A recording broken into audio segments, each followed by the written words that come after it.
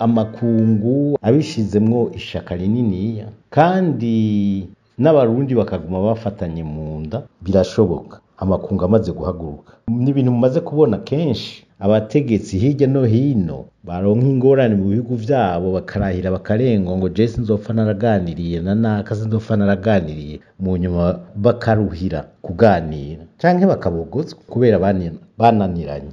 Na Ndayishimiye nuko niko twibaza niko bizogenda, afise abantu bakimuhanura niba babaho bazomubwira afata inzira y'ibiganiro hakiri kare, atabishatse naho azobona ibindi uko bizoba nkuko vyashikiye n'abandi. Abarundi ico tubasaba igikuru bagumye bafatana mu nda, turabona yuko ivyo bintu ntaho bizoshika mugabo tubishizemwo ishaka. Nico rero abarundi tubasavye muri iri tangazo twasohoye, no kubabwira ibiriko biraba mugabo tukabasaba yuko bogumiza umutima mu nda mugabo bakaguma bafatanye no mu nda